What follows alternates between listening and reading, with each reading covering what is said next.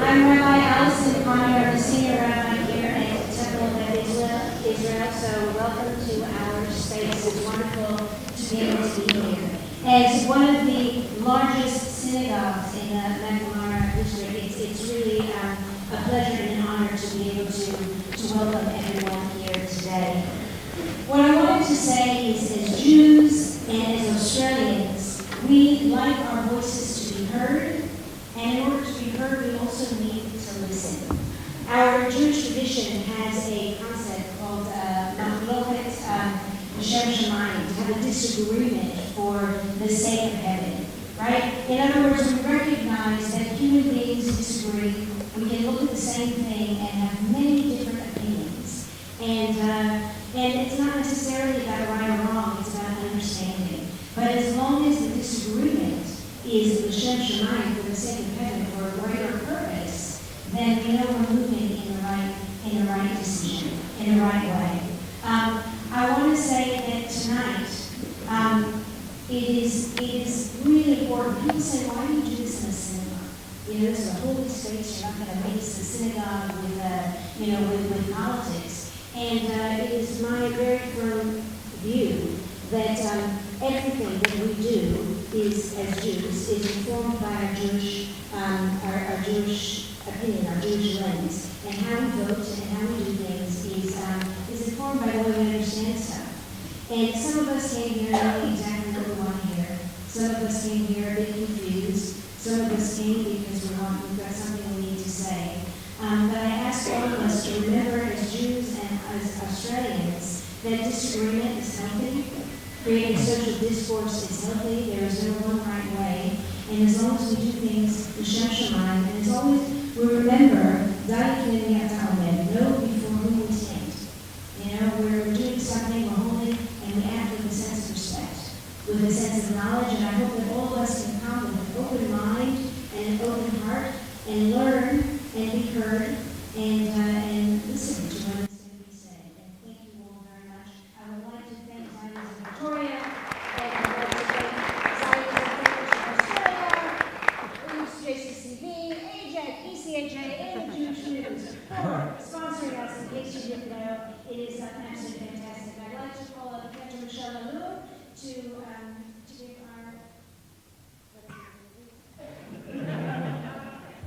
Please be on stage. Australians, oh, let us rejoice, for we are young and free, with golden soil and wealth of toil. Our home is good by sea, our land abounds in nature's gifts, of beauty rich and rare. In history's stage, let every state advance Australia fair. In joyful strains then let us sing, advance Australia fair. O Lord, Maleva, Penima, Nefesh Yehudi, Omnia, attendees, Kadima, Ayin Letzion, Ovia, O Lord, Tikvateinu,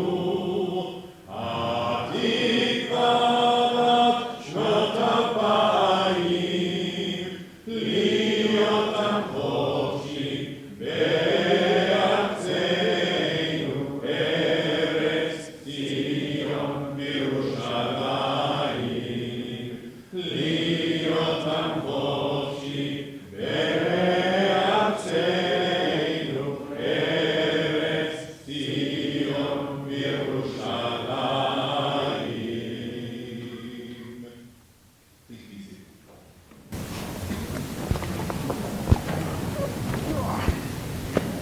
Ladies and gentlemen, distinguished guests, thank you. On behalf of Zionist Victoria and our co-hosts, the Jewish Community Council Victoria, the Zionist Federation of Australia, the Australia Israel Jewish Affairs Council, the Executive Council Council of Australia during the Australian Jewish News and Temple Beth Israel, I'd like to warmly welcome you to this evening's forum. I'd like to take this opportunity to acknowledge the Indigenous people of Australia and the traditional custodians of the land on which we gather this evening, the Boonwurrung and Wurundjeri people of the Kulin Nations. We recognise the traditional custodians' continuing connection to land, waterways, and community. We pay respect to elders past and present, and we acknowledge their stories, traditions, and living cultures. I would like to also acknowledge the Indigenous people of the land of Israel, the Jewish people. Our culture, language, and traditions have connected us to the land of Israel for over 3,000 years. It is a bond and connection that is enduring. My name is Lexi Carl, and I'm Vice President of Zionism Victoria, the peak representative body of the Zionist community in Victoria, and it is my privilege to welcome you here this evening. In just a few days, Jews around Victoria, Australia, and indeed the world will gather around the Seder table to tell a story of resilience, redemption, and identity. A story that brings with it a powerful question. Ma Mishnah Halal Hazeh. Why is this night different from all other nights? It is a fitting question for tonight as well, because in just a few weeks, the residents of Macnamara, like myself, will head to the polls and face a question of their own. Who will best represent our values, our voice, and our future in Canberra? This election holds a particular significance to the Jewish community, not only because of the serious challenges that we're facing both locally and globally, but because of growing concern about how the issues that deeply matter to us, social cohesion, the Australia-Israel relationship, and rising anti-Semitism, are being debated in the national conversation. In these uncertain times, many in our community are looking to our leaders, perhaps more than ever, for clarity, conviction, and a firm commitment to the issues that matter to us most. And that's why forums like tonight matter. It gives us, the voters, the citizens in the community, a chance to hear directly from those who are seeking our vote, to ask important questions and to reflect on who will best represent Macnamara in the next parliament. We thank both of our candidates who are sitting behind me this evening, Josh Burns, MP for Macnamara, and Benson Saulo, the Liberal candidate for Macnamara, for their willingness to engage with the Jewish community in an open and constructive manner. And we also thank you all here today, down here upstairs in the really welcome full house. Members of our community for showing up in such large numbers and for participating in this democratic process. We ask you to engage in tonight's forum with the respect that it deserves, as our moderators will skillfully navigate the breadth of questions that we'd like to explore and the topics that we're eagerly navigate. Your respectful presence and your questions are what will make tonight's event so meaningful. So, why is tonight so different? Because the questions that are asked here and the answers that we will hear from our candidates may shape the future of our electorate, our community, and indeed in the case of Macnamara, perhaps the country at large. Thank you, and I'll hand over to our moderators.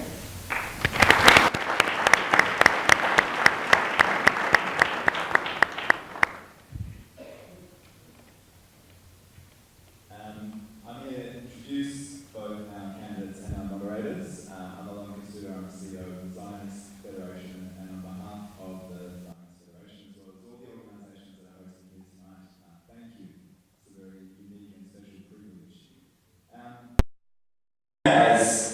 As Rabbi Ellison said, to engage in machloket l'shem shamayim, which means purposeful debate. And this is not a new concept in Judaism. Hillel Shammai engaged in machloket l'shem shamayim. David Ben-Gurion and Zev Jabotinsky engaged in machloket l'shem shamayim, purposeful debate in order to advance the greater cause. And tonight we get Benson and Burns engaging in machloket l'shem shamayim. So it's an opportunity for us to remember that we are actually blessed to have two tremendous candidates up on stage tonight, two champions of our community who've done quite a lot and deserve our respect and recognition regardless of what we may agree or disagree with on any particular issue.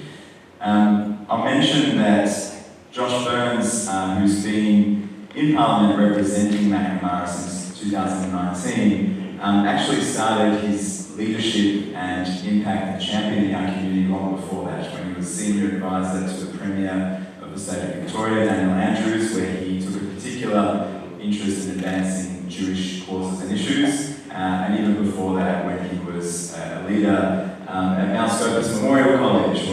was quite a proud graduate, as well as playing for Maccabi in basketball. Since he was first elected in 2019, Josh has served as chair of the Parliamentary Joint Committee on Human Rights and chair of the Foreign Affairs and Aid Subcommittee. But he's also been advocating tirelessly. Just in the last 12 months, some of the achievements that Josh has been able to champion for the Jewish community include recently $18 million commitments to the Jewish Arts Quarter to build a thriving precinct for our community in Elsternwick, $31 million commitments to rebuild the Adass synagogue that was burned down late last year, and importantly also championing the cause of Jewish students and Jewish staff members at the parliamentary inquiry into anti-Semitism on university campuses. And I think, as we all know, there's been a lot of different views about different politicians who are colleagues of Josh's, but it cannot be questioned that Josh is a proud member of our community and an incredible champion for our community within the government and within Parliament.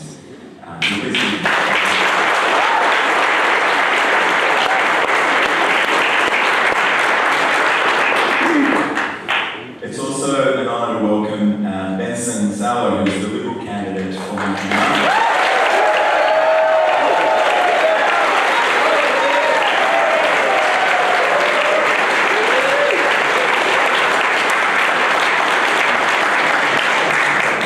Please take your time.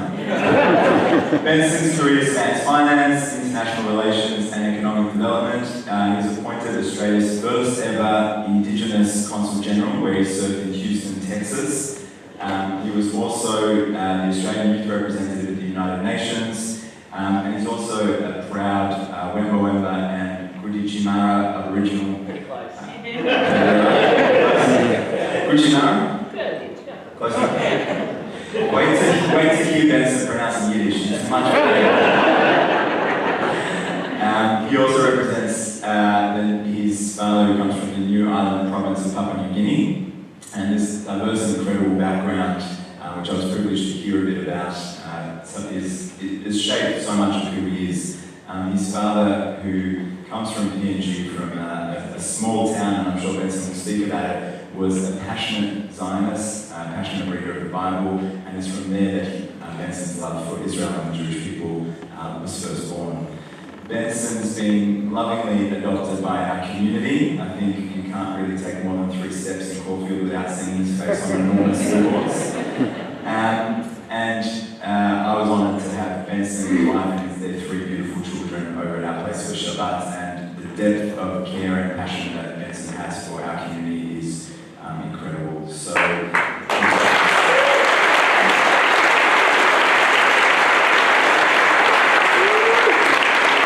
tonight is being moderated by 2 wonderful thinkers, journalists, and moderators. We've got Rebecca Davis, who's the digital media editor at the Australia Israel Jewish Affairs Council, AJAC. Rebecca is an accomplished journalist. Many of you will have read her incredible pieces in the Jewish News over the years, as well as other publications. She's also a writer and a podcaster who brings a wealth of experience in media and communications. Please welcome Rebecca. And Rebecca is joined by another wonderful Scopus alumni in Naomi Levine, who's CEO of the Jewish Community Council of Victoria. Naomi, as well, is a journalist, a former journalist, as well as community leader. And Naomi and her team over the past 16 months have been doing a tremendous job at both representing our community, advocating for our community, and the JCCB has really truly stepped up in the past 16 months to take care of the issues that matter for our community. So please welcome our moderator.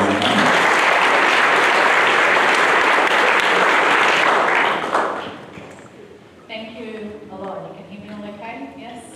I'm sure someone will tell me like, no? Now? No. Better? Yeah. Hello everyone. So, welcome this evening. I'm going to get this started with a few ground rules, and I'm sure we've all heard the very famous saying amongst us, 2 Jews, 3 opinions. But tonight, should you feel compelled to share yours out loud, please don't. This is a respectful debate.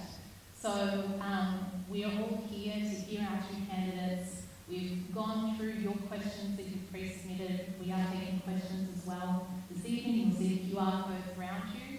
Should you feel that you wanted to have something burning that we must know, we must look for, please. And through the wonders of technology, Naomi and I will have access.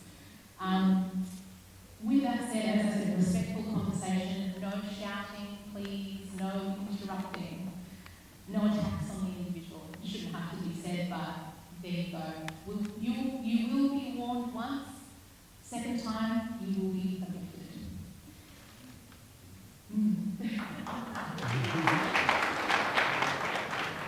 And a note to our candidates as well. We're very happy that you're here with us. We're very happy that you're going to answer our questions. Please try and keep it succinct. We have a lot to move through. I'm going to hand over now to Naomi, who will give us a bit of a snapshot of the electorate of Macnamara. Thank you, Rebecca.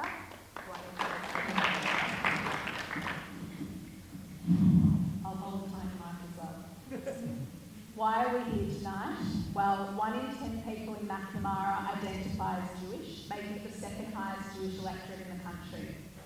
Macnamara, formerly known as Melbourne Port, has been held by the Labor Party since 1906, but it has been described by the ABC as a very safe, non-Liberal seat, because the ALP, the Liberal Party and the Greens all receive a very similar primary vote, meaning this electorate is decided on preferences.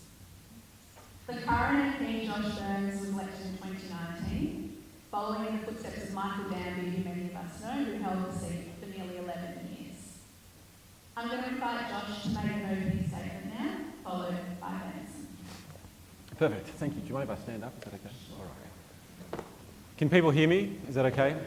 It's like giving a Shabbos spiel, but no bima. Benson, good luck tonight, and you've brought a few of your makatonim, a few of your friends here tonight. But Benson, it's been good to get to know you, and I wish you well for tonight, and not too much luck over the next few weeks. Friends, thanks very much for coming tonight. I'm not here to sugarcoat it. I'm not here to describe anything that hasn't been probably the most difficult 2 years of my personal and professional life. It has been. And each and every person in this room knows how difficult it has been for our community. And being a member of Parliament at the time where we've seen anti-Semitism at a point in which we never thought it would ever happen to our generation. But it did. And personally, inside the Labor Party, of course it's been difficult. I mean, of course it has. You know, and there's been moments of time where I've spoken out against some of the policies of my party. And I haven't done so with any great enthusiasm.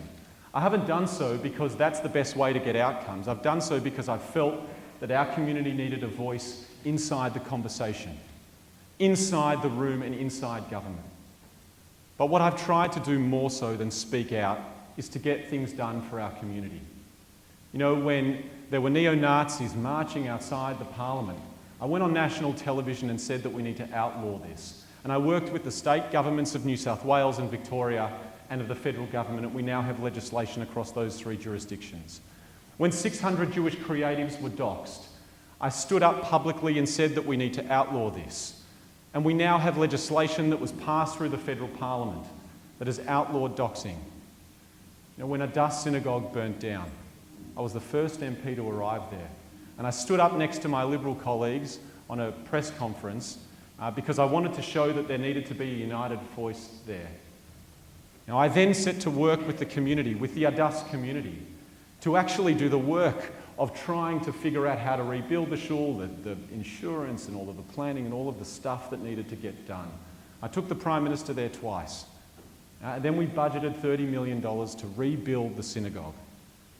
Okay? $1.2 million for security, and we also committed $250,000 to restore the Torahs. And why am I telling you this story? Because we've seen incidents in history of synagogues that have been burnt down, and countries haven't responded in that way. Now, countries haven't responded in a way that said that here, you know, you cannot burn down a synagogue, and if you do, the government of this country will rebuild it stronger and better than ever. Because the Jewish community deserves to be here and to be proud.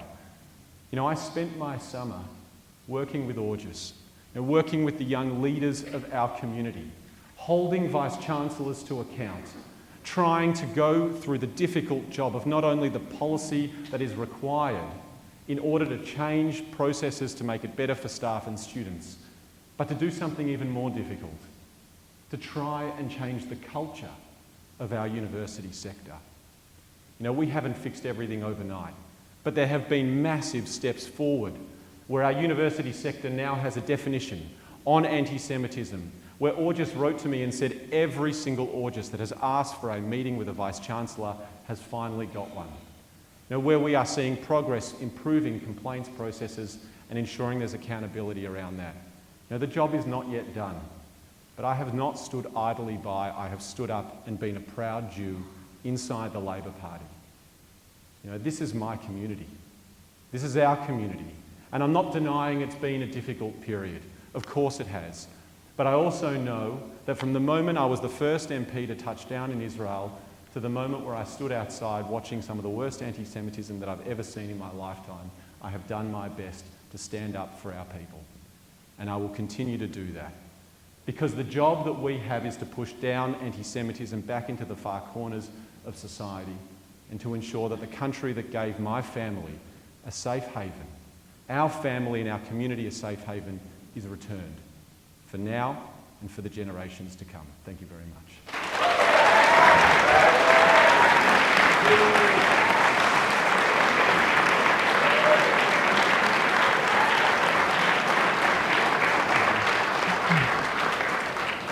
Thanks very much, Josh. And can you all hear me okay? Yep. Fantastic. Lexi, I just also want to say thank you for your wonderful acknowledgement as well. And I would like to just start and just acknowledge where my family come from. So through my mum, I'm connected to 4 Aboriginal nations, and Alon, you're almost very, very solid on that. So Gunditjmara is around Warrnambool. So my grandfather's from a mission there in Framlingham. And then if you start up around Swan Hill, where my grandmother is from, so Wemba Wemba, you travel south, Jadua Jali, Wirragai, and as I've mentioned, Gunditjmara. And my father is from a very small village called Lafu, which is from New Island province in Papua New Guinea. And mum and dad have a really amazing story. And my personal story actually doesn't start with me. It starts actually with my mum, who grew up in a tin hut with dirt floors on the outskirts of a small town called Bordertown, actually the birthplace of Bob Hawke. And by virtue of being Aboriginal, she was not, along with her family, and her 8 siblings were not allowed to live in towns. They lived across the train tracks in a paddock. So that's saying that we all have is one man's trash is another man's treasure. That was very much my mum's upbringing. So her toys, the furniture, was very much from the local tip. On my father's side, it's a beautiful place where he grew up, where he was born.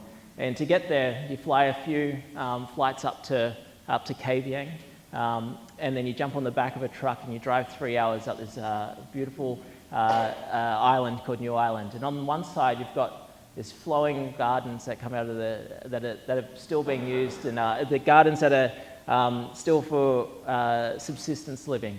And then on the other side, you've got this beautiful open ocean that just flows out. And so you drive 3 hours and you go across onto the west coast and you come to our family's village, which is still with thatched roofs cooking over open fire.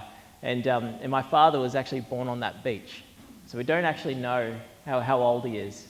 And when he was quite a young man, about the age of 17, he actually had a calling. And his calling was to ministry. And he actually set up a number of churches that came together and sponsored him to come to Australia at the age of 19 or 20. And stepping out into the world, being the first in his family to leave his island, the first one to come to Australia. That's where he met my mum at Bible College. She herself felt a calling to step forward and to follow a particular path guided by a greater power. And when I think about the foundation that my mum and dad have provided me, has been very much around culture, which is such a foundational part of who I am, and then also faith, which really enables me to step out into the world and like my father, step into to take on challenges.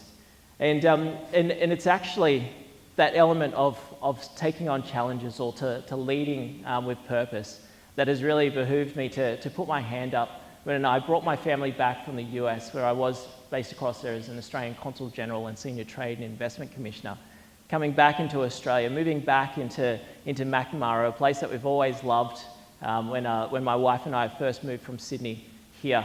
And the thing that we love so much about Macnamara is just the sense of great community. And we're very fortunate to have 3 kids, 2 of them going to schools in Elwood, and then my wife and I are living in Elwood and building our life. We are deeply invested here. But there's 2 things that really stood out for me since coming back to Australia. The first one was the referendum. And regardless of how you voted with the referendum over 18 months ago, the thing that really shone through as a significant failure was that there was really no plan B.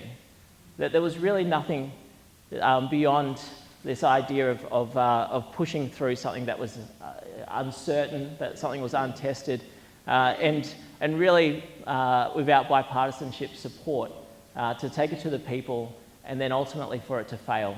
And I woke up on the day after and there was no plan B. There was no vision for what does Australia look like, what does that reconciliation journey look like going forward. The other thing that is very close to each of your hearts was October 7th.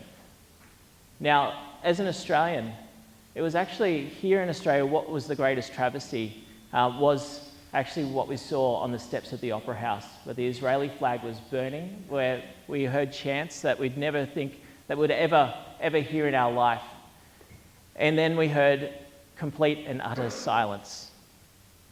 There was silence from our leaders, there was silence from the Labor Party, there was silence when we heard these horrible chants that suddenly spewed out from the Opera House onto our streets here that shut down our CBD week after week.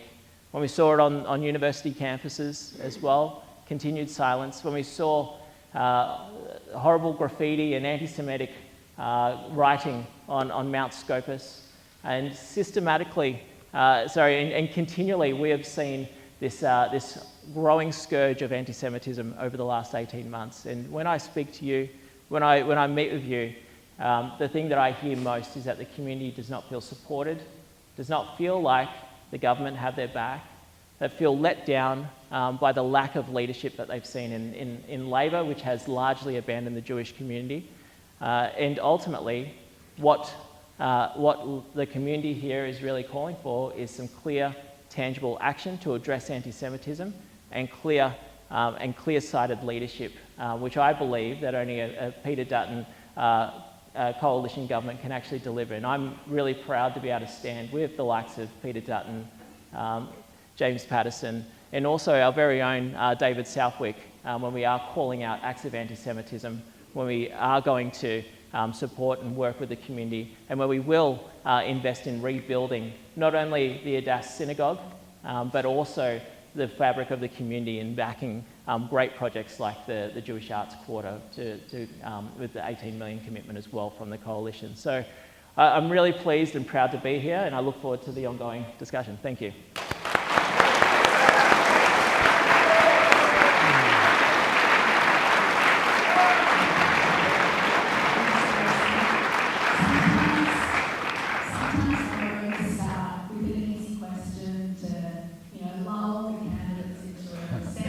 Why do I feel like this is coming to you? Josh. Yeah. Will you be putting the grades last?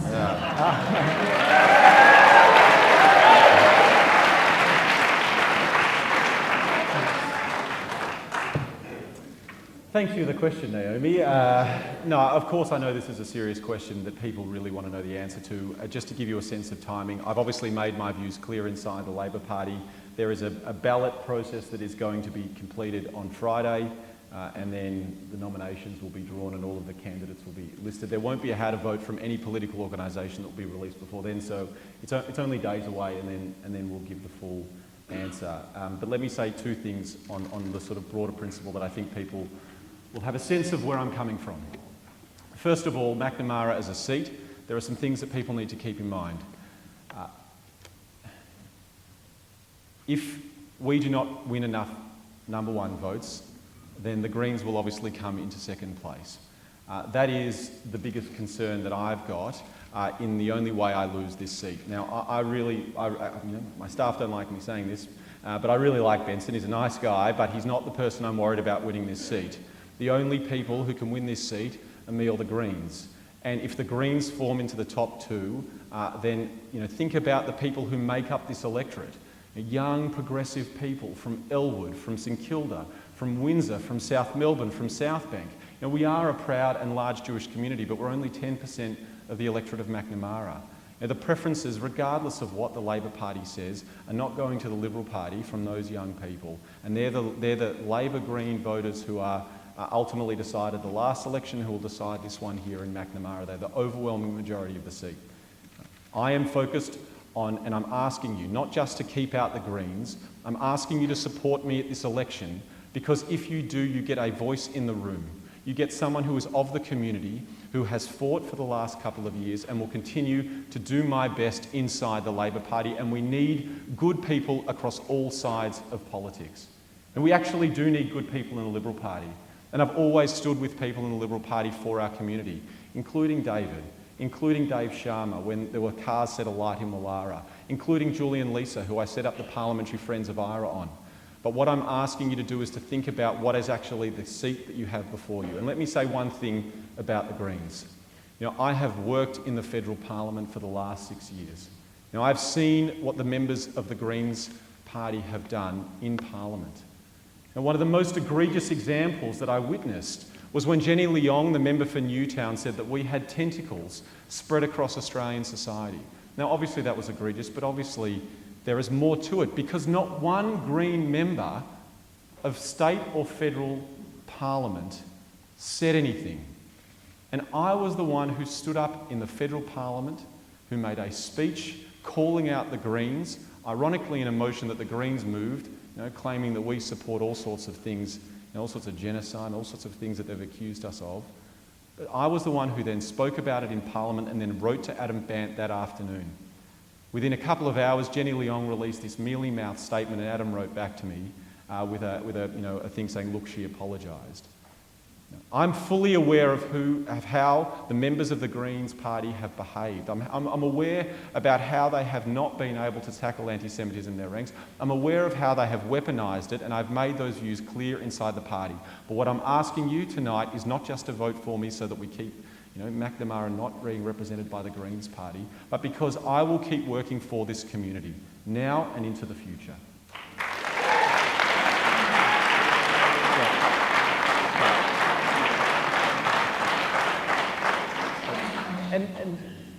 And this is absolutely the right question. This is the burning question that's been on everyone's mind. And I know that there's many of you that have actually signed a petition. I think there's been over 1,000 signatures added to this petition to encourage Josh to have that voice within his own party and push back, because ultimately you are an elected member. You sit at the table. Your voice matters within your own party to be able to put pressure on the federal party in order to direct where those preferences go.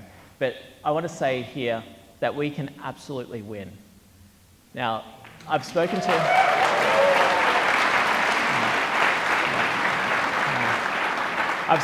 many of you, and I understand the frustration and the anger towards Labor. And you're not alone. It's right across the electorate.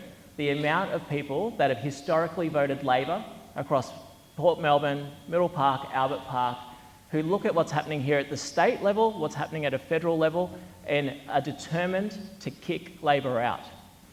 And it's with that I'm encouraged the work that we are doing, that we're out there every single day with our amazing volunteers. As many of you very kindly hosted a call flute and a sign on your fence. Now, we've had over 500 of these call flutes right across the electorate. We've got over 60 of the big billboards. We've done a significant amount of uplift in our engagement right across the electorate. And while Josh points out that there's a contingent of young voters that are out there that are really passionate about, obviously, climate change, they're passionate about housing, this is something that me as an individual within a party are deeply passionate about. As an Aboriginal person, we view ourselves as custodians. I'm thinking about what the next generation will inherit. I'm thinking about what my 3 kids are going to inherit and what kind of world that they're going to live in. And the only way that we're going to deliver that is be able to deliver a strong government that stands up against the tyranny of terrorism, that stands up for Australians, that thinks about what's good for Australia today, but then also what is good for Australia in the next 20, 30 to 40 years. And that's the kind of leadership that I want for my kids to look at. And this is the right question, because we do know the only way that a Green gets elected here, it happens if you vote for the party that is preferencing the Greens. And that party right now is Labor. I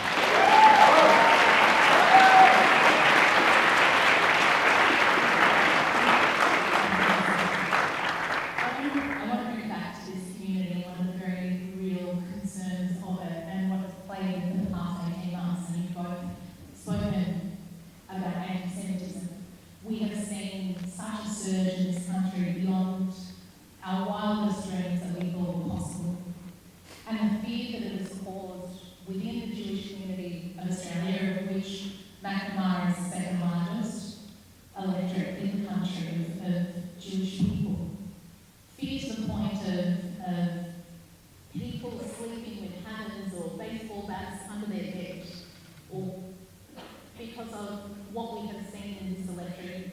Your own office was firebombed. We saw Jew die on the walls of the Jewish school. We've seen the Burger Tree rally out the front of the synagogue on Shabbat. What has gone wrong here where we have so many Jewish people who have lived in this country for generations very comfortably in good positions, actually talking about an idea of immigrating to Israel as an alternative because of the fear that they hold? What's gone wrong, and what will both of you do to bring that fear back and let the Jewish people of Macnamara feel safe again? John? Sure. I mean, it has been real, right? And of course, my own office and my own team have faced it. I mean, you only have to pick up a phone and see the vile anti-Semitism that we've seen on a daily basis. I think in order to combat it, you have to understand the different manifestations of anti-Semitism. You know, we have manifestations of anti-Semitism on the far right, of neo-Nazis, gathering to try and have these public displays of anti-Semitism and of white supremacy and this old bigotry. That needs to be tackled via specific legislation and crack down on those sorts of incidents. There's also been what I would say is a far more concerning sort of larger cultural issue of people using the conflict in the Middle East as somehow having an excuse to target the Jewish community in Australia. And that has been one of my focuses, is to try and push back and say a couple of clear things. One is that there is no excuse, there is no justification for targeting a Jewish community or a Jewish institution in Australia under any guise, especially not whatever you might think is going on in the Middle East. The second point to make is that where there has been legislative gaps and where there has been clear instances of laws that needed to be fixed, I have tried to be the person who has driven that inside government. We have had significant legislative reform. Now, I would say this, right? I speak to the CSG regularly, and there is still levels of anti-Semitism that are much higher than the daily average. I am hopeful that there is a corner that has started to be turned that sets us back on a trajectory where we are more normalised here in Australia. And the CSG's numbers are slowly starting to indicate that. Now, does that mean that we have got there? Under no circumstances. But the way in which we continuously push back against anti-Semitism of strong legislative reform, of ensuring that the Jewish community has the support and the protection and the engagement, as well as the broader education piece, is one that I've been a part of. And the final thing I'll say is this. We have not just funded security institutions and security upgrades for the community.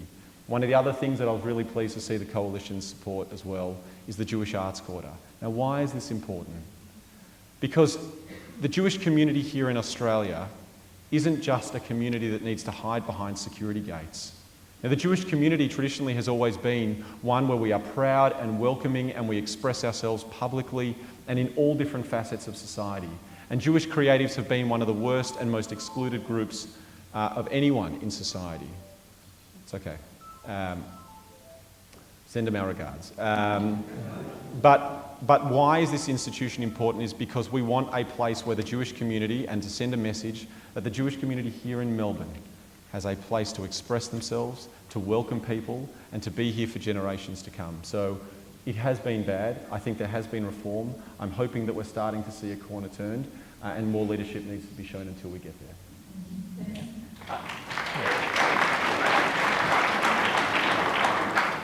Well, I think Josh finished where I think probably should have started around strong leadership. It should have been shown, and really from.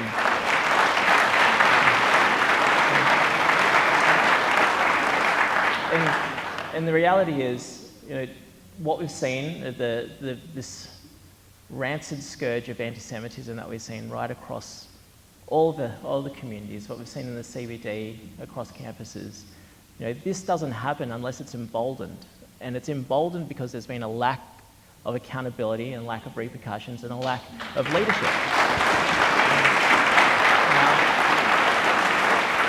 Now, setting the tone for a nation, so the responsibility of a federal government is to ensure the safety and security of its citizens. And with weak leadership that we've seen from Prime Minister Albanese and Foreign Minister Penny Wong, we've seen this standard that we accept as Australians as to how we like to operate and how we expect our communities to interact and live together. This standard of what we expect has just been passed and continually walked past by an ineffective government that's not taking real action and not taking this rise of anti-Semitism seriously. Now, under a coalition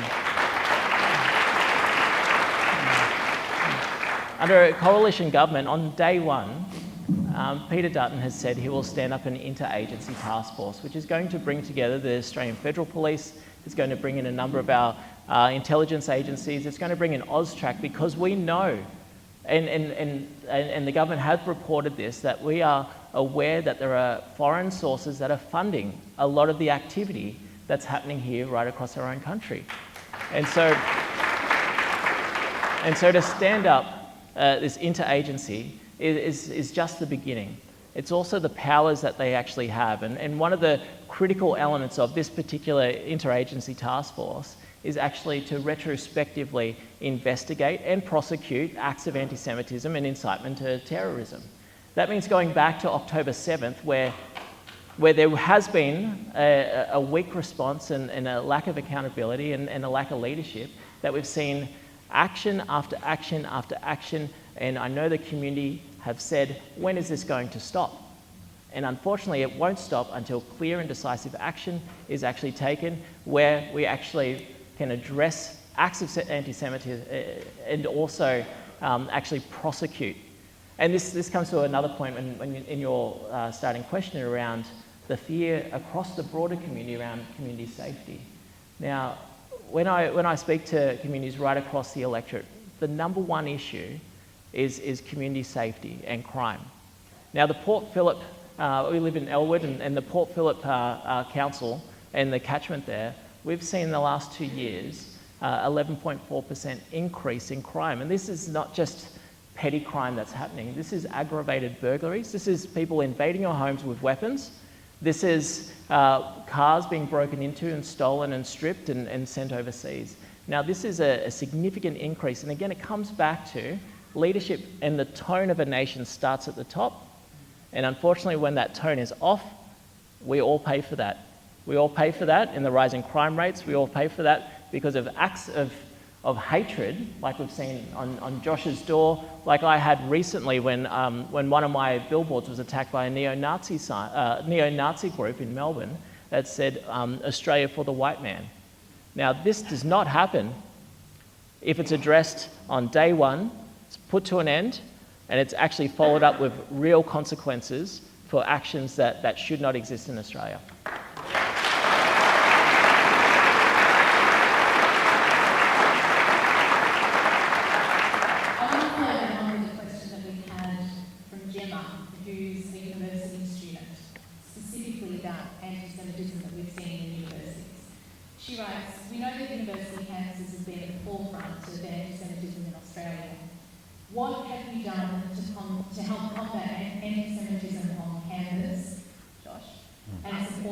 students through this time? What more do you think could be done? And are there any other issues that you'd like to talk about? Thanks, Gemma, for the question. This has obviously been a huge body of work where I have worked with August and other amazing community leaders to inquire into anti-Semitism at universities. That process involved essentially the same powers of a Royal Commission of compelling Vice-Chancellors to universities, to the Parliament, to compelling documents, and to then making recommendations to the university sector and to government. What we found is that there were some universities who were being proactive about managing anti-Semitism on campus. Monash is probably the example of a university that, of course, there were incidents of anti-Semitism on campus, but the proactive nature of the Vice-Chancellor and the leadership meant that they were actually taking steps in order to manage this proactively, which I think is a really important thing. There were too many instances of anti-Semitism. The most egregious examples were at ANU, where a student who supported Hamas was expelled and then allowed back into university. There were instances where Vice-Chancellors refused to meet with Jewish students, where there was glorification of terrorism, where students had taken over a professor at the University of Melbourne. All of this led to a series of recommendations. They revolved around making sure that the leadership of university engaged with students and staff, making sure that there were simple processes that if something happened at university, that a student would have access to the leadership. It involved making sure that the universities had to be accountable in order to demonstrate that they had taken those complaints seriously. It had to involve then a report publicly on how the universities have engaged and dealt with these matters and how the numbers are and if they've improved. It also involves setting up and giving powers to an ombudsman to ensure that the universities are actually doing what they're saying they're doing. Now, I'm not saying it's perfect, but I am saying that there has been progress.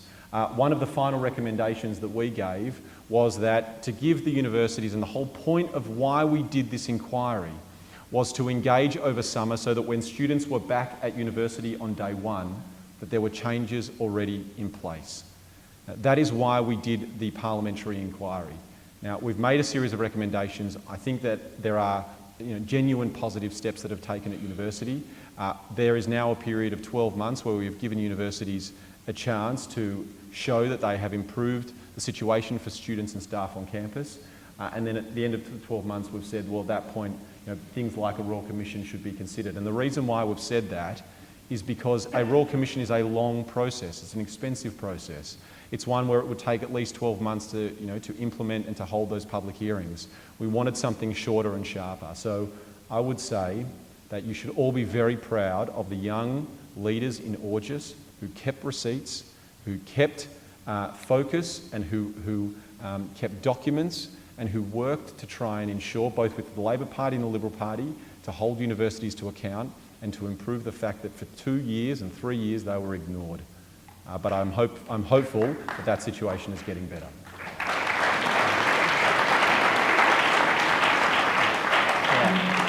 Yeah.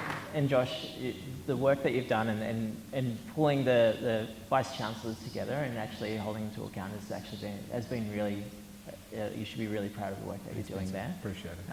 I just also want to acknowledge Eliana as well, as just an amazing student who many of you may have seen online and social media, the work that she's doing on campus as a student,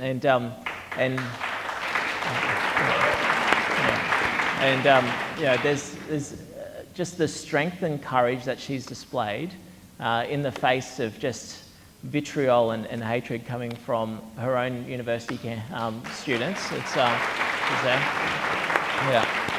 I just want to commend her, and she's one of many students that are out there fighting the good fight to ensure that they are actually holding to account anti-Semitism that is actually live and active on campuses. The next step that I believe that, and it is great that there is an inquiry, but the next step that really needed to be taken, and this is something that we've committed to, is actually a judicial inquiry into anti-Semitism. So actually, it's great to be able to investigate it, it's great to call it out, but to ensure that there's powers in place to actually hold people to account is vital to actually addressing it. Right now, there has been a lack of accountability here, and that's just what's allowed this to permeate across campuses. That's why hearing from students like Eliana and others, and most recently I was at Mount Scopus campus and speaking with year 11s and 12s that are looking at university next year, and their biggest concern is, what am I stepping into? And without the right accountabilities there, without the right powers that are actually provided to hold the leadership at universities to account, to hold faculty to account, unfortunately we're going to see anti-Semitism go from being overt to being subversive once again. And I've seen this in the Indigenous space, of seeing the shift from overt racism to subversive, where it's more insidious. It's harder to call out, it's harder to put your finger on. And that's the fear that exists if anti-Semitism seeps down into the systemic approach to actually keeping fear on campus and keeping your wonderful students away from actually being able to learn and step into the next phase of their life. So more needs to be done.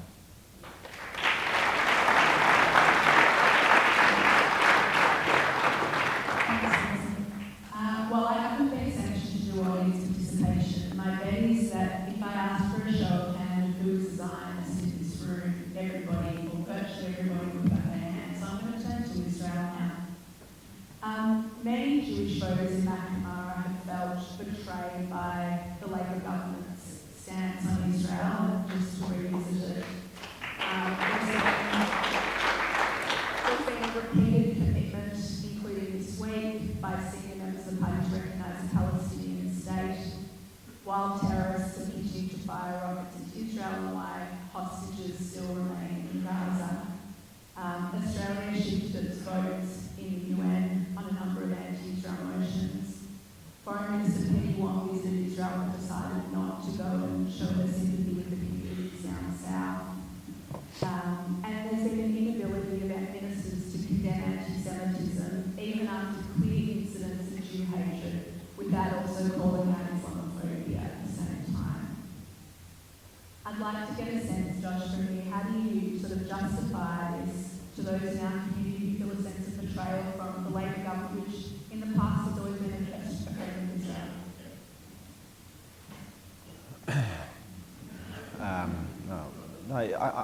It is a serious question, and I'm not here to pretend that the community should feel otherwise. You know, of course, I mean, we know the history, we know the family connections, and we know how we feel. And it's up to political organisations to be humble and to ensure that we are meeting the expectations and the views of the community. I mean, it's partly why it's so important to have representation across all political parties. Now, we can go through some of that policy, and I'm happy to uncover it, because I think it's actually important to go through, well, where have we moved, actually where have we stayed strong, and there have been incidents where I think we have maintained policy positions which I've certainly been involved in. The most obvious one is around Palestinian recognition. Now, I don't say this with any great enthusiasm, right? Of course, I mean, in my lifetime, I dream of peace. I dream of peace of our families and friends in Israel. I think everyone in this room wants to see it. Of course we do. Of course we do. But as the Prime Minister said last week, until Hamas is no longer in a position to govern, or is no longer governing the people of Gaza, then we are not in a position to move forward on recognition. Now, I understand that there have been some things that people have disagreed with, but there have also been things that those of us inside the Labor Party have tried to maintain a sensible and strong position, maintaining Israel's right to exist and defend itself, ensuring that there is a constant voice for hostages to be released, ensuring that there is people inside the room continuously engaging with high levels of the Israeli government. Now, I was on the first plane of Australian MPs to Israel. I'm not pretending it's perfect, but I am saying to all of you that we can't disengage from the Labor Party. Now, we have to re-engage with the Labor Party as a community. We can't have it so that one side of politics is only for the community and the community is only for one side of politics. Now, it will end up very, very badly. And I'm saying to you that as long as I'm in there, I will carry that and do what I can on behalf of our community and ensure that we have voices inside the room. So I'm not pretending it's perfect, but I am saying that I will continue to do my best to hold sensible, strong positions that are in our community's interest, that are hopefully one day going to see better results for the region and see peace in the region. But until then, we have sensible people advocating what we all know to be true.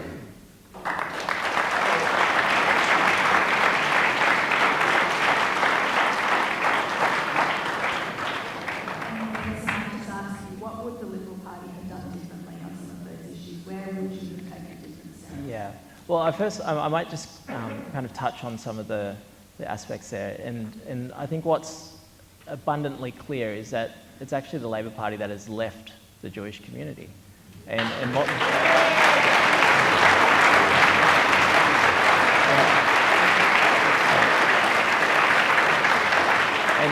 And this is no more evident than Senator Penny Wong overturning decades of bipartisanship support for our foreign policy and our support and the security of Israel.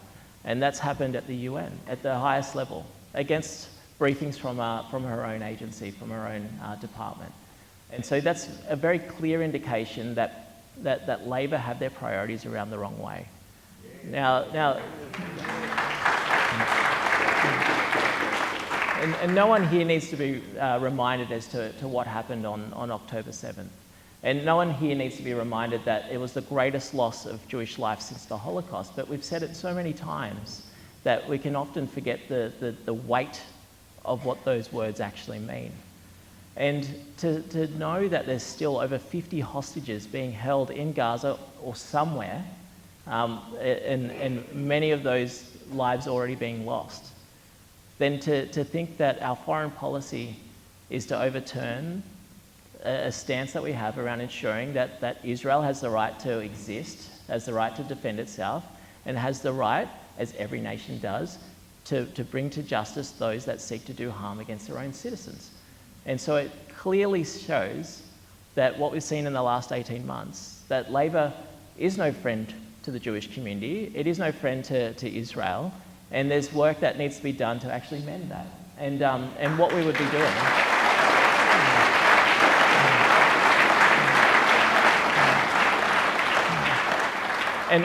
And part of that is actually returning back to where our bipartisanship stance actually is. And yes, we are a strong believer in a two-state solution, but how can you negotiate with bad actors? How can you come to the table in a willing and an open negotiation when you know there's 50 of your own citizens being held hostage with a terrorist with a terrorist organisation that seeks the destruction, the eradication of Israel and Jewish people?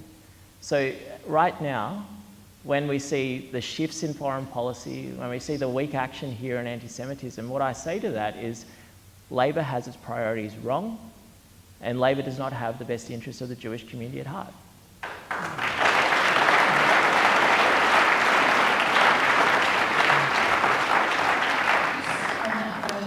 We have a question from Jean-Dominique on UNRWA. Yep. This year's budget payments show $20 million in Australian taxpayers' funds to UNRWA.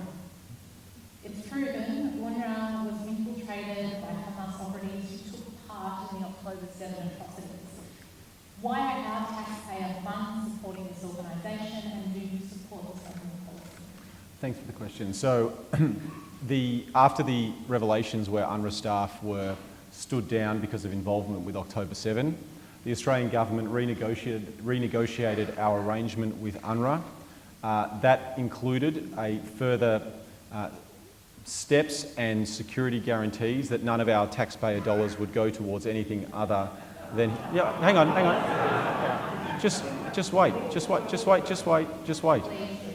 wait. You might get an answer that you might be a little bit happier with. That led to a renegotiated position. As such, because of the higher standards that we have set, there is no funding that has been allocated from the 24-25 financial year as a result, because those standards have not yet been met.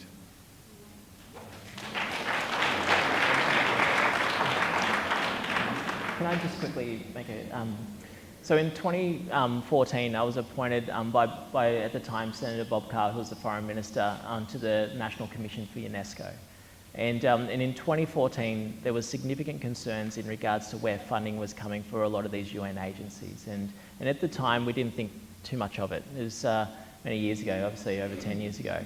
But what we have seen is the influence of significant donations coming from nation states, and obviously we're very aware of the financial influence that Iran is having in regards to funding Hamas and a number of terrorist agencies across the globe.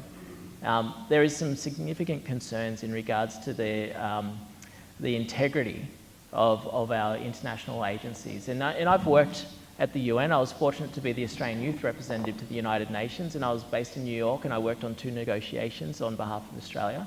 And it is an amazing institution. At that time, we inducted South Sudan, and it became over 193 nations were part of that. There's no other institution that brings together nations like that. And it is an amazing institution, and we should be incredibly proud of the UN. However, there's important work that needs to be done around ensuring the continued integrity. Well, the integrity, let's start there. And then the continued kind of review and ensuring that we are absolutely clear as to where a number of these foreign influences and funding sources are actually coming from, because I think that's the biggest concern here that is facing a lot of these agencies globally. I've got a question here from Alex, but we received a number of questions similar to this for you, Benson. How did you become pro-Israel? Yeah, it's a beautiful question. So as I've mentioned, my father is a minister. So I was actually always raised in a Judeo-Christian household, and for me, there was one moment, I guess, that more recent moment that for me just really solidified in my heart as to where I stand. And I took my family to Israel in January 2023. So it's been the lifelong trip that my parents have wanted to make. And it was amazing. So we did a 10-day Holy Sites tour, and we were standing on the banks of the Sea of Galilee. And it was actually a cloudy day, and in the Christian Bible was it says that the disciples, they go out into the sea, and if you've been there, it's not very big. Israel's not very big, but it's not very big. And the scripture says that they lose sight of land because the clouds come down and you can't see the other side. And my father and I were standing there, and he calls me son. He doesn't call me Benson. He goes, son, I could understand if you're out there and you lose sight of land, how you could easily lose faith. And he said, I've been talking about, I've been preaching ever since I was young. And he has been, ever since he was little. That's right. That's right. Ever since he was young, a young man. And he said, I've talked to thousands of people. I've led hundreds and hundreds of sermons. And he stood there and he goes, it's real. And it's still, it's such an emotional thing, because he's a man of faith, and I've never seen him doubt his faith, but I've seen him wrestle with his faith. And for me, that's such an important aspect of holding faith, is to wrestle with it. Because I think once we kind of land in certainties and things in binary, that you lose the nuance or the challenge that you actually are meant to wrestle with your faith. And for me, being growing up with the foundations of faith and religion, and understanding the continued, as a Christian, the continued story from Genesis all the way through to Revelations, and understanding what it means to be called as a leader, much like Moses was, or how he handed it over to Joshua, and to be of good courage. That's where I stand. That's where I stand, and that's what I see with the continued safety and security of Israel.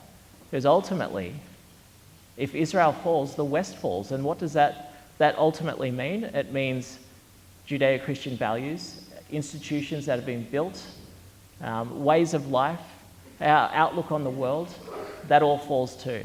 And so I'm very proud to be a Zionist. I'm very proud to stand with the Jewish community. I'm very proud to stand with Israel. Thank you. I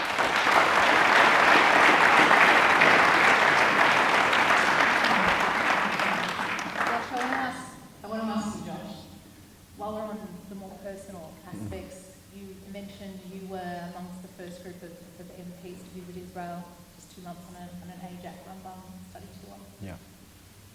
I want to ask you, not just Josh Burns MP, but as Josh, the Jewish guy from Melbourne, how has the last 18 months impacted on you personally, on your own identity as a Jew? How do you reflect on this? Great question. I mean, it's really challenged me to my core. You know, of course it has.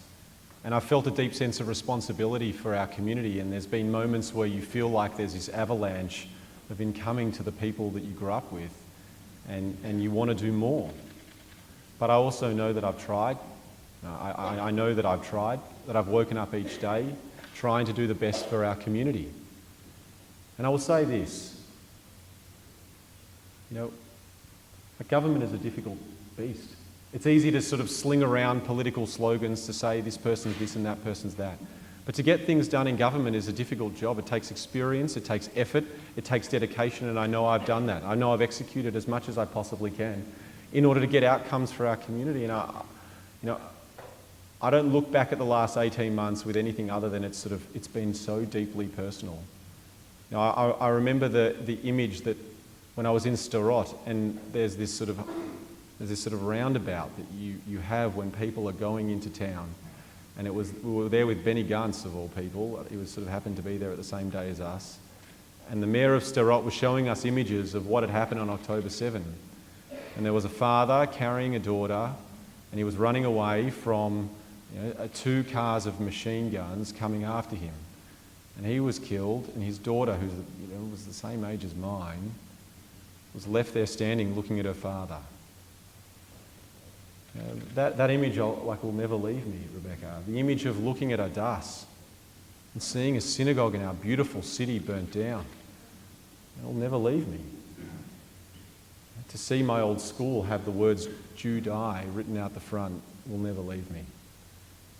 But I know that for every day I've been in this position to represent our community, I have used my voice, that I've tried to get outcomes for our community, and that I've been inside the room trying to get things to help our people. That's okay. I'm not. It's fine. I'm not going to honour that with a response. I'm just going to say this, folks. That of course it's been hard, but I stand here today honestly and sincerely to say that the amount of times that the community has come together and has worked together and has tried to implement things and to work through government, I've been proud to stand up for our community. It is who I am. I am a Jew. I am a proud Jew. I always will be, and I'll always do my best for our community.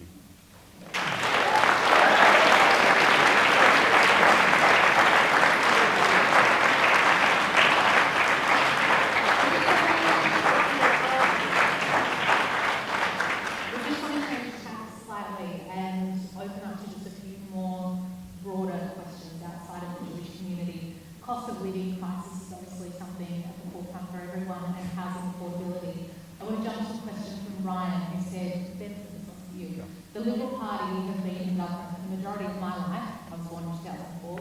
Why should I have faith in the party to deliver on housing affordability when the Liberals had a decade to do it?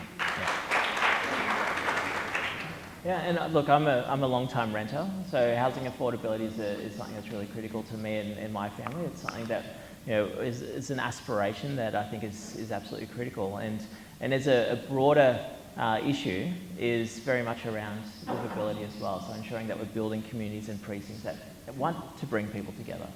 But I guess one of the big challenges that we've had here, particularly in our wonderful suburbs across Port Melbourne and Middle Park and right across, is actually getting the right environment that actually is conducive to development and growth and building. Because right now there is actually a significant supply-demand issue. And what we do know is over the last 2 years, Labor has brought in over 1 million people from overseas and only built in the last 2 years around 200,000 homes. And so there's a clear supply-demand issue, but that's not the full story. The other part is actually building the supply. And so what we do need to see is actually investing into trades to ensure that we've actually got the skills to actually build the supply. Ourselves, we're actually standing up a $5 billion housing trust, and that will actually look to invest into the infrastructure and the utilities needed for greenfield investment. And that's going to help push down the pricing or push down the cost of housing. Because when there is a supply-demand issue, basic economics tells you that pricing is actually going to go up. So supply is critical. Skills to actually build the supply is severely lacking, so investing in the skill sets that's needed.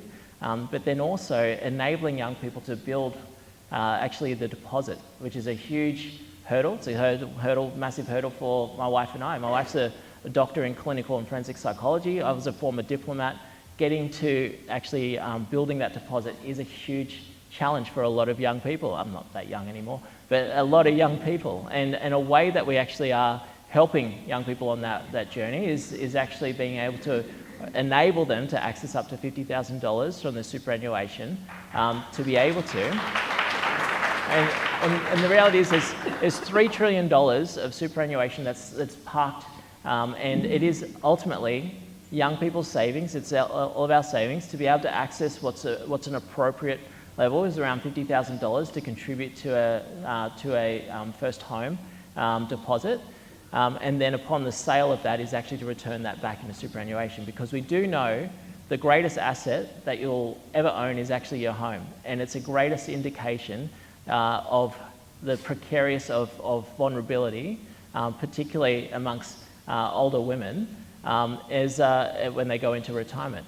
And so having an asset like a home is absolutely critical, but we need to make sure the factors are right, the environment's right, so young people can actually get into housing a lot sooner than what we're actually currently seeing.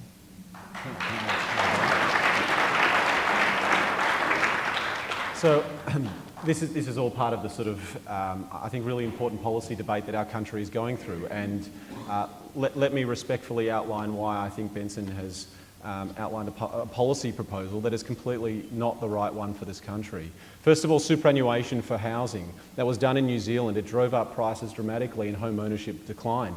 It also ripped people of superannuation, which accumulated over time. Young people in Australia don't have $50,000 of superannuation. Now, some people might, but most people have between $20,000 and $30,000 of superannuation. It actually is going to lock more people out of the housing market. What is the option that we've tried to do in order to stimulate supply growth in the housing sector?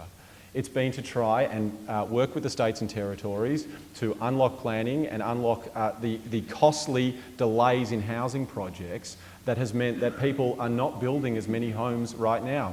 We've also tried to stimulate the growth of housing via the Housing Australia Future Fund, which goes towards social and affordable housing and housing for women and children fleeing domestic violence that Benson was also referring to. We also have put in tax breaks and tax receipts for businesses and property developers to be able to build for rent, which is a huge program that is going to make sure that there is more affordable homes across the country. Now, housing is one of those impossible things that we can't fix overnight, but actually if you take a suite of policies that we can address this in a sensible way that doesn't rely on robbing people of their retirement and their superannuation, I think we're going to be able to make a dent into this. So I would say to the Liberal Party that if they really wanted to address supply, they shouldn't have opposed every single measure that we've introduced into the Parliament that were actually going to address supply. What they should have done is supported the government. If they think there was further things that could have happened, then they can outline that. But that's not what's happened. What we've actually tried to do is increase supply in the housing market to try and ensure that young people have access to the housing market, also via the shared equity scheme. And that is a lot of work that I'm very, very proud of that we've done in the first 3 years of government.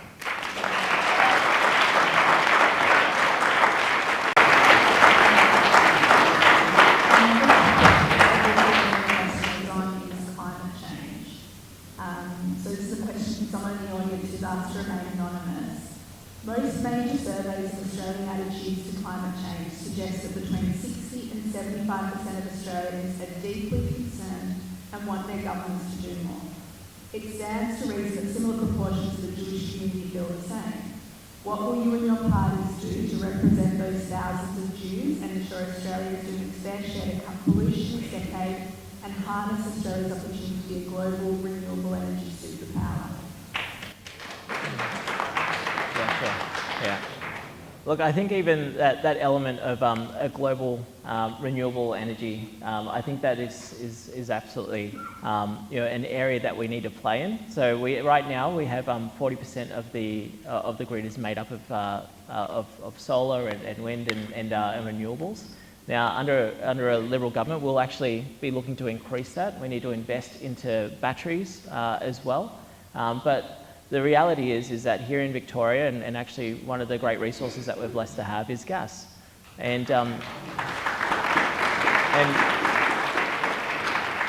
we need to get more gas back online because gas has always been, and really for the last decade, has been acknowledged as going to be the energy source that is going to enable that transition.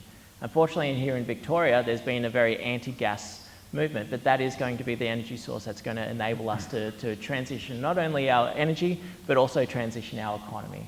Like I said, it is not going down an ideological path of just renewables.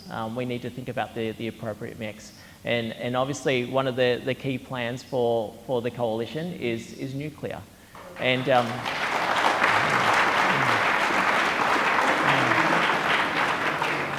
And nuclear, and looking at nuclear is actually, when I speak to a lot of people across the electorate, look, to be honest, there are three camps. There's one that is very much opposed to nuclear in Australia, absolutely. There's others that are on the second group, which is very much, I'm so pleased that we're actually having this debate and having this discussion. And then the third group, which is very pro and very excited for the prospect of actually bringing nuclear and actually building energy sovereignty in Australia. And it's to get us to net zero by 2050, but it's also to be thinking about, well, what kind of industries will, and also the scale and the growth of Australia's population, what is that going to look like post-2050? And what is that going to do, what kind of base power do we actually require, particularly when Melbourne is predicted to be the size of London? And the line that you're probably familiar with, but you can't run a full-time economy on a part-time energy grid, is the reality. Because right now, because when I was based in the US, and where one of my key roles as a trade and investment commissioner was to attract investment into Australia, to bolster existing industries, but also to bring and create jobs in Australia, no one was looking at Victoria seriously. They were looking at Queensland, they were looking at Western Australia, that does not have this ideological opposition to serious energy opportunities that are actually going to enable us to transition, to being able to supply the appropriate base power needed to actually grow our existing industries, and also think about what are those industries for tomorrow.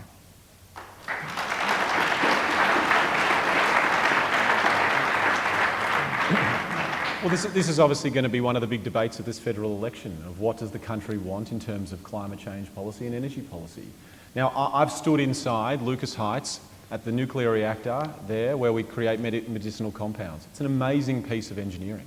It's fascinating to see how there is a uranium fission interaction going on to spit out medicinal compounds to help treat cancer.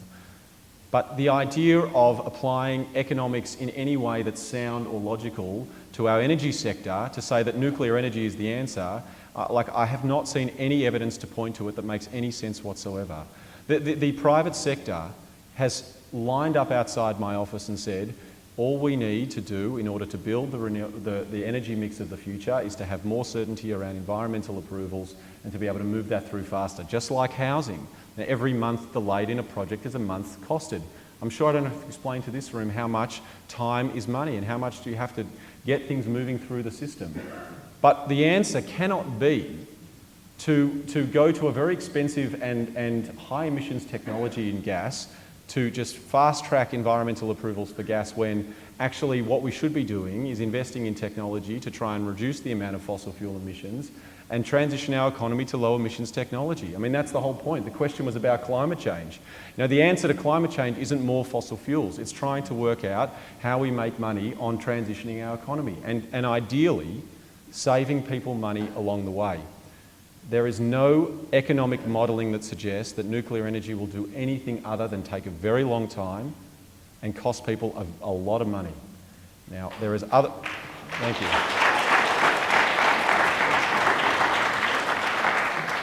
So let's have this debate. I think it's a healthy one, and I think that fundamentally the policy that we have in place of renewables, which is now about to overtake coal as the major energy source in the grid. It happens in South Australia. There's already 100% renewables in Tasmania.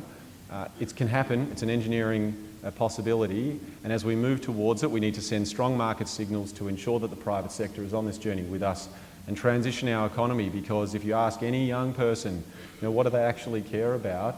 It's not gas. It's doing something meaningful about climate change, and we have to be on this and try and ensure that families aren't paying too much on that journey as well.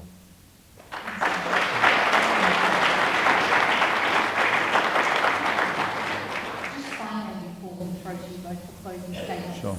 Obviously, the Jewish community is a minority, but within our community is a lot of diversity, which we all know, but there are subsections which are even smaller minorities. The LGBTQI plus community and also our creators within the Jewish community, both of which have found themselves entirely isolated as a result of the anti-Semitism that we've seen post-October 7. Macnamara is home to the Victorian Pride Centre, also a centre of creative industries here in Melbourne. We've made very, very proud contributions to the arts. What can be done to restore a sense of welcome and safety for Jewish people here in the creative and LGBTI plus? Great question. So, I mean, we're sitting in TBI, and I want to commend TBI on the work that they do to be inclusive and, to be a part of... Thank you. To ensure that all members of our Jewish community have a place, have a home. We all know what it feels like to be isolated in this country. Well, imagine if you're even isolated from your own community. It's hard. It's bloody hard. And so organisations like this that are proactive in actually saying you have a place here and you're welcome here, I think is a wonderful thing. There's something that you may not know about the Victorian Pride Centre and the Jewish community, is that the Victorian Pride Centre have been working very, very closely with the CSG in order to help bolster their security there. And the CSG, I think, has done an outstanding job of advising and representing the Jewish community in order to ensure that all organisations around Melbourne are collaborating. Because the people who, believe it or not, are attacking the Pride Centre in St Kilda have also tried to attack our community. There is a white supremacist that Benson was talking about before that have an ideological bent against the LGBTIQ community and the Jewish community. And we've seen it in history before. So I think the answer to the question is more cooperation, collaboration and connection between communities. And we've seen that, and we've seen leadership in that, and I think it's a wonderful thing. And finally, on the creative sector, I mean, this is one of the most devastating parts of speak to any Jewish artist about how hurt they've felt from being involved in the creative sector. And I think it's one of the next big frontiers of how do we change the culture. In universities, I've tried to tackle the culture and the leadership and the processes, but in the creative sector, we have a big job ahead of us. And if you ask me where are the next two frontiers of tackling anti-Semitism, I would say the creative sector and the health sector. And I've already started that work, and that's something that I plan to continue next term as well if I have the privilege of being re-elected. And spot on. I think this is exactly the role that the arts play. And speaking with Romy over at the Council of Jewish Artists and the work that the Jewish Arts Quarter is looking to develop is actually about replacing or rebuilding the fabric of community to ensure that it actually is bringing people back together. And it's not just for the Jewish community, it's also for the wider community to ensure that we dispel myths, that we address the ignorance, that we call out anti-Semitism, and we create that space where cultural learning and sharing and celebration can actually take place. And I've seen it in my own life and being a part of that reconciliation journey, really for the last 25 years, is very much around, it has to start with education, it has to start with breaking down barriers and connection, and it comes with building community. And the Jewish arts community, they're bridge builders. You know, they showcase and celebrate the great things about the Jewish community and the Jewish culture, but they also share it through the world. And being able to support and back the Jewish Arts Quarter, being able to connect and do more, hopefully, with the Jewish the Council of Jewish Artists, is something that we're going to be really passionate to do, to be able to just rebuild that community, ensure that people that have been abandoned by who they thought were their friends, and having their privacy leaked, having their businesses attacked, having their professions shut down, we need to bring that sense of community and connection back. And the only way we're going to do that is, it actually doesn't start with politics. It starts with each of us here. It starts with the conversations, it starts with connection, it starts with actually going and seeing live art and music, and it's about rebuilding all the things that we love about celebrating culture and community and connection, because that's actually where it starts. Us politicians, or wannabe politicians, sorry Josh, but it doesn't start with us. Yeah, we can create the factors for it, but it actually starts with community. It starts with empowering people to do what they love, to connect with who they love, and to be able to bring people in and build that community together. I'd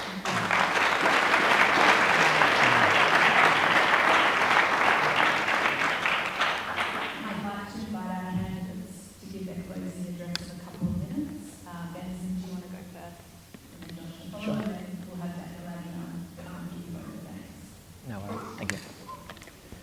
Well, I just want to say a huge thank you. Thank you for your support, and I have felt incredibly embraced by the Jewish community, and I feel like I've got a wonderful perspective in the sense of when I think about my own culture, and I have shared a bit about my own culture, but you can understand it is such a fundamental part of who I am, how I view the world, and what I stand for. And I think the connection and the affinity between Aboriginal and Torres Strait Islanders and the Jewish community in Israel is a sense of connection to country. Understanding understanding where you stand, understanding where your people have been, sets you up for where you are in the future. And what I've felt over the last really since July, as our team have been campaigning and we've been working hard to win Macnamara, what I've felt from the community is that they have felt let down, they felt concerned, they felt worried, they felt like their security is at risk. And unfortunately, with the rise of anti-Semitism, all the things that we've addressed and touched on tonight, unfortunately, with the lack of leadership and clear-eyed, values-driven leadership that we desperately need in Australia, we've actually let the community down. And I'm really proud to be able to stand here and to put my hand up and say that I will stand with the Jewish community here. I will stand with Israel, and I will stand as a strong representative for Macnamara in Parliament.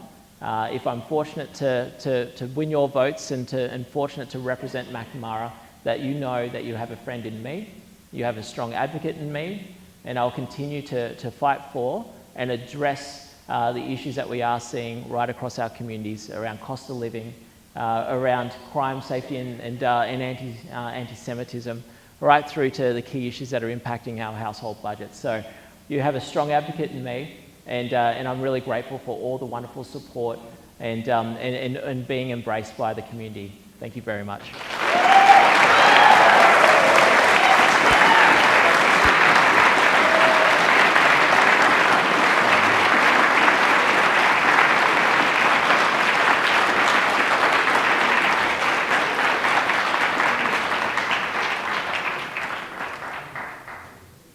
I'm not going to pretend that was for when I stood up, but Benson, thanks for the way in which you've conducted yourself tonight, and again, thank you for the kind words you've said about me and about the community. I genuinely wish you well, my friend. It has been a difficult 2 years, but I stand here before you tonight asking you, as members of my community and as someone who has been along this journey for the past 2 years with you, to think about the future of our country and to think about the fact that we need good people in all sides of politics. You know, it's actually in our community's interest to ensure that we have voices inside the room. At this election, I think that we are heading towards being re-elected in this country. And I think that the coalition are slipping right now and have not outlined a vision for our country. And I think that the interests of the Jewish community needs to be served by people inside the room. Someone who it is existential for and someone who cannot turn away from this community. Now, I'm of this community. I grew up here. I went to Mount Scopus. I played basketball for Maccabi. Every time I'm in the newspaper, it says Josh Burns, who is Jewish. Yeah. And I wear it proudly.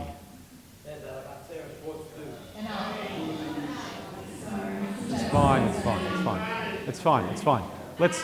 Let's stay classy and let's stay focused here. All right. Okay.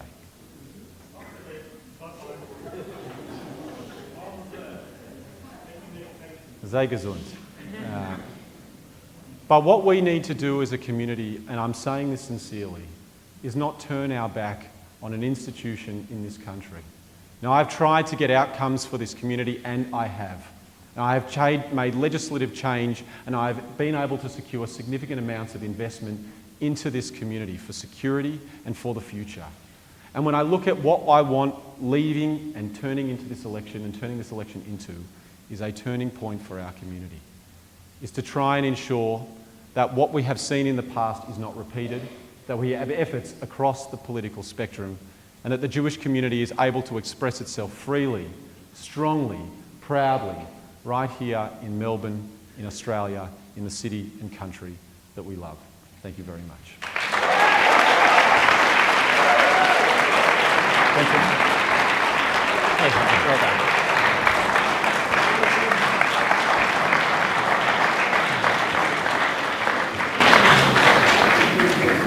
For the Australian Jewish community, the last 18 months have been a time of difficulty, despair and darkness. A time of challenges that we could never have expected. Tonight, however, we have two outstanding candidates for Macnamara.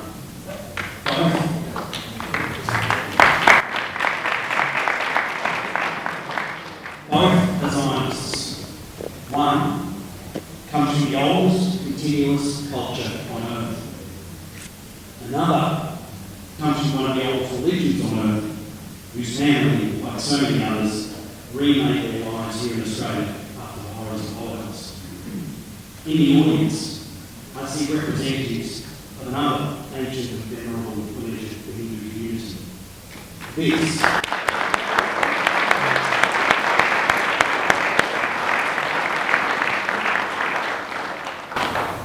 members of the audience, is modern Australia. It is an Australia that, to use the words of our anthem, is one and free. For the first time in 18 months perhaps, tonight I see an Australia that gives its Jewish community hope for the future. Josh and Benson, thank you both for giving us that hope tonight. I do not think I've seen candidates who are more complementary and supportive of each other.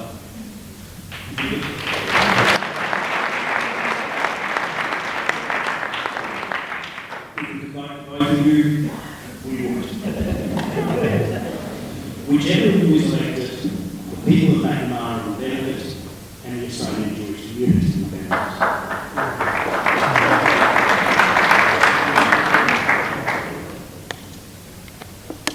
Thank you to our moderators, Naomi Levine and Rebecca Davis.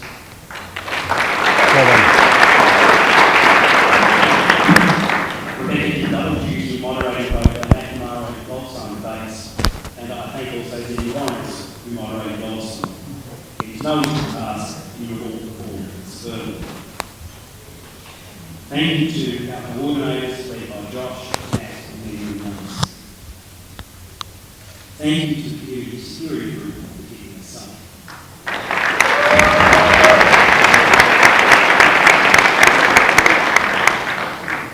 Many in the Jewish community have asked how they should vote, how they should allocate their preferences. Communal organisations have legal limits on what they can say.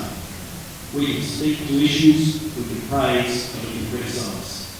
But we cannot campaign. That is the law, and it is a good one. We may inform, represent, and advocate. But you, the people, decide. When you decide, remember that your vote matters. It matters to Australia, to Macnamara, and to the Australian Jewish community. To all of you, I wish you hope, peace, and big marks over, and good night.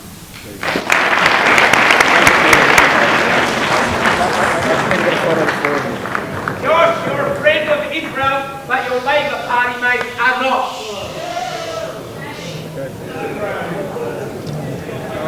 Let's get this photo. Congratulations.